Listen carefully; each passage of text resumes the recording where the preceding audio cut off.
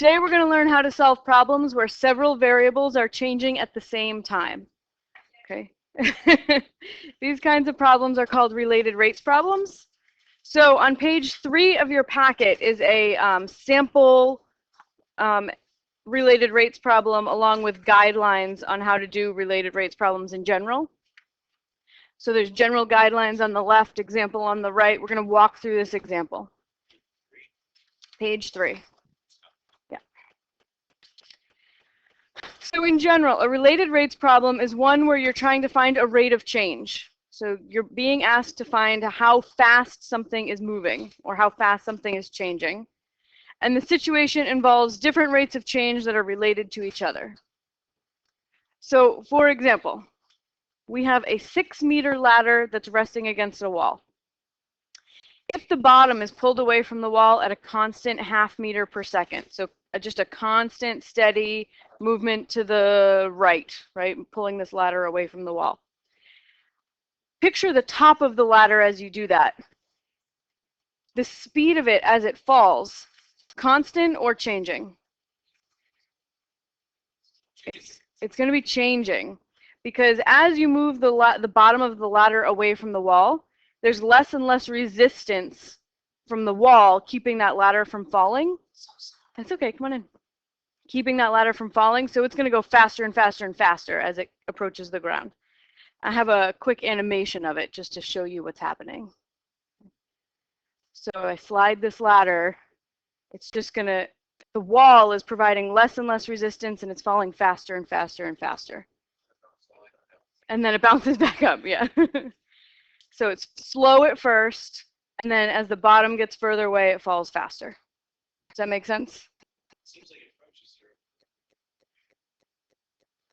here. Yeah, that's just a matter of the programming. Yeah. I think that accounts for the thickness of the ladder. Oh, that could be. Okay, so our intuition is that the ladder will initially fall slowly and then fall faster and faster as the bottom is pulled further away, even though the bottom is being moved at a constant rate. Okay, so that's the first thing we should do. Read the problem, take some time, understand what's being said, think about it intuitively before you start trying to solve the problem.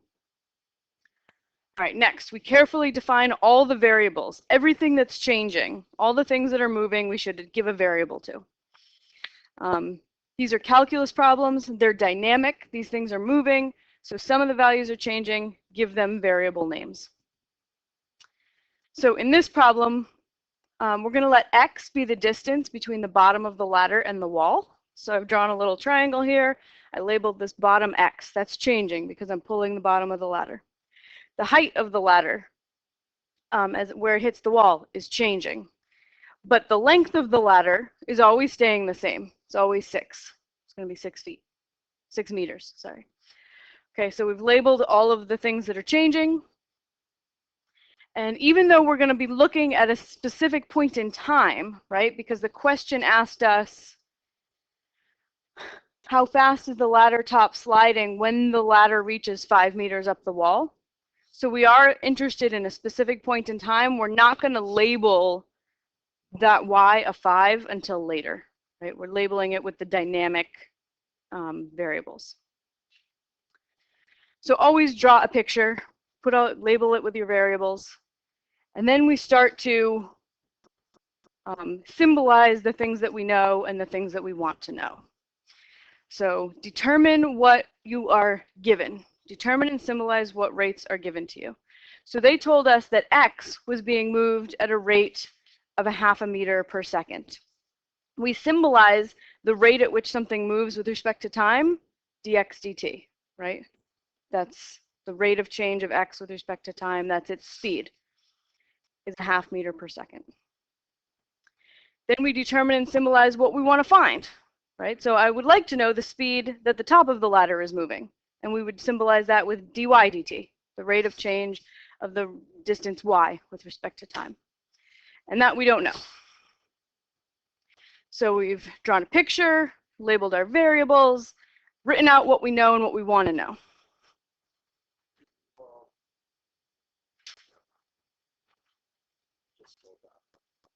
Oh, I showed. Okay, sorry.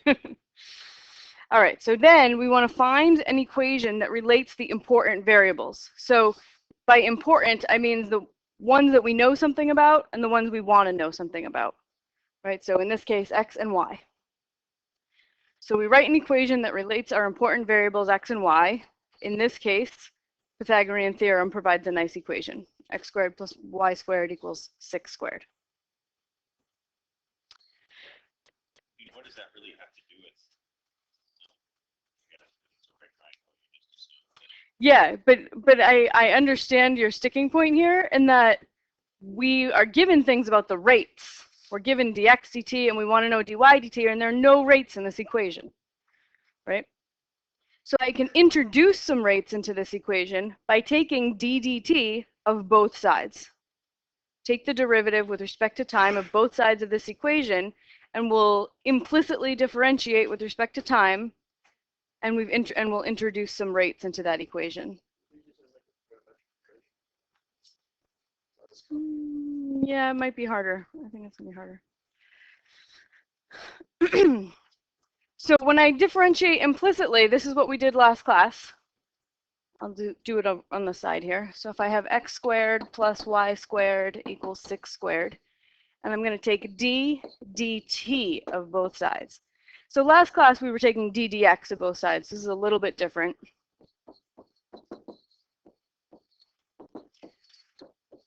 So I'm taking d dt of both sides. That's allowed as long as you do the same thing to both sides of an equation, still be true. All right, what do you think d dt of x squared is? Close. 2x x prime. Can you restate x prime using Leibniz notation? dx dt. Great. So we're using the chain rule because if this said d dx of x squared, the derivative would just be plain old 2x. But because it's d dt and x is changing as a function of time, then this is really some stuff with respect to time, right? So this is an inside function here, this x. So you bring the 2 down, and then you have to multiply by the derivative of the inside function for the chain rule. Then we do the same thing with the y squared, 2y times dy dt. And d dt of 6 squared? 0. 6 squared is just a constant.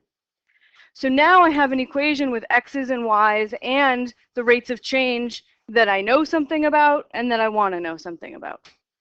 So then I start trying to fill in the stuff that I know. So not until this point do I start trying to think about the snapshot in time that the question is asking me about. Now I say, okay, well, what I want to know is dx dt when y is 5. So I redraw the picture. I put the 5 in for y. I used the Pythagorean theorem to solve for the x. And now this is what my ladder looks like at this moment in time that I'm interested in. And I plug in the stuff that I know now. I now know x, y, and dx dt. Okay, so I plug into my, this is 2x dx dt plus 2y dy dt equals 0. So this is 2, replace the x with a 3, replace dx dt with a half because that was given, replace the y with a 5, and dy dt then is the only thing left that can't get replaced, and we solve for it. Solve for the desired rate.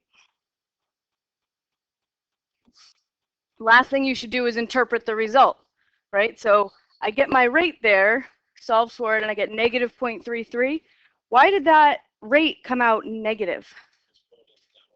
Because the ladder is falling down. You got it. Yep, it has a direction. Okay, so let's do another one from scratch here.